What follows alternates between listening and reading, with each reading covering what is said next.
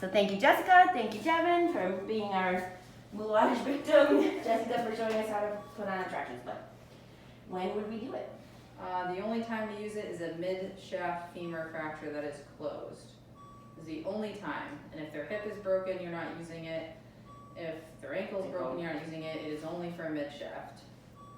And have there been times when we have applied it in the ED, or is it usually pre-hospital? It's usually pre-hospital, but sometimes we apply it here. Okay. Perfect. So I'm your new nurse. What would you tell me to do? So we're gonna have Devin's right leg be the one that's broken. So I would have you hold traction. Okay. So you're gonna hold there, and you just We've kind of medicated you for pain. just kind of lean back, Sorry, she's ticklish. and you hold traction. You're gonna take this and you're gonna measure it on the unaffected leg because the leg that is affected is going to be shortened, right? So you're measuring from like the bottom of the butt cheek and you're measuring out because the whole point is eventually you're gonna put on an ankle strap and you're gonna create the traction which is going to pull the leg this way. So it's gonna look longer than you think. I'm going to put down your traction for 1 second. I'm going to show them where you're screwing. You have to tighten those to loosen it. So you're measuring it on the good leg.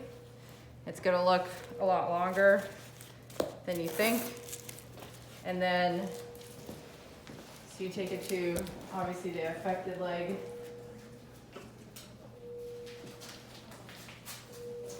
Okay, traction would not have been let go, but we're coming back. Sorry about the ticklishness. So your person would be holding traction. You have this down. And again, this blue part is gonna be right underneath their cheek. You feel like that's underneath your cheek? Yeah. Right now, we would notice that this is obviously too long and we would have her scoot up. Well, we would scoot her up. Okay. But in this scenario, scoot up to Yes! There you a go. little more there, sweet A little cheek. bit more. A little more scoop. Perfect. So we would figure something out. This is definitely, you can make it a little bit shorter. Just be, oh, I see. Because you want to have it Yeah, so it has to braced be, against the bed. it has to be on the bed. This is not right. It has to be. On the mattress? Yeah, it has to be on the mattress. Okay.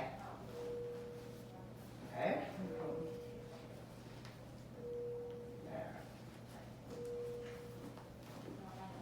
So that's on the mattress. You're still holding I'm traction. still holding traction, but she's ticklish, so I'm going to be gentle traction. So you're making sure that's all the way up the butt cheek. So the first strap that you want to put on is going to be the proximal strap, which is the closest to them. And your person is holding traction the whole time. Yeah. So it's going to be real close. You can put padding underneath this to make sure that you're not cutting into their skin. You make it tight. You still fit the 2 fingers underneath.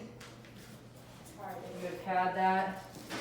And then as your partner would still be holding traction, you could put the ankle bracelet on. Make sure that it's this way, because if not, it's just really not going to make any sense. The strap cannot go over the foot. It has to go under it. And what do you mean this way, with the rings laid towards the end of the Yep. traction Because splint? this is going to have to be holding like this. Okay. Everything red on here is a moving part. So you hook, I realize this fell off the bed, but we would adjust that. Your partner would hold manual, she'd hold traction until we have here. So you'd crank, and the person would be in a lot of pain. Now they're not in as much pain because now it's relieved. Maintain some alignment. These straps don't matter in which order they go on. You just want to make sure that one of these straps is above the break and below the break. Don't put it over a joint. You have a total of 4 straps, so 2 above the knee, 2 below the knee. If for any reason this or this becomes changed, your partner has to hold manual traction again until it's set up to the mechanical traction. So if someone went by and pressed this, you can't just go right back up and do it. You have to hold the manual traction again and make sure that everything is set up, because the whole principle is this strap and this strap are the ones that are pulling the traction. Okay. These ones are just for support. Okay. And how would you reassess it? Well, you'd assess CSMs before, and you would assess CSMs after. If they should have a noticeable change in their pain, and if they don't, I would reassess to make sure that everything is the way it should be, like that it was just a mid shaft, and that the appropriate traction is like it's when they have it, they get pain relief from it. Okay. Perfect. How does that feel? It feels good. And you were talking about critical fails. What are some of the critical fails that you can things that you would do? Letting go of traction before mechanical traction. If you apply the straps wrong, so the proximal strap has to be first, and then the ankle strap. Putting this strap on before this one is a critical fail. Not assessing before and after. Okay. Excellent. Thank you very much. Any other important points that you would want people to know? It just really is specifically only used for a mid shaft. Okay. Only for a mid shaft. If their hip is broken, you're not doing it.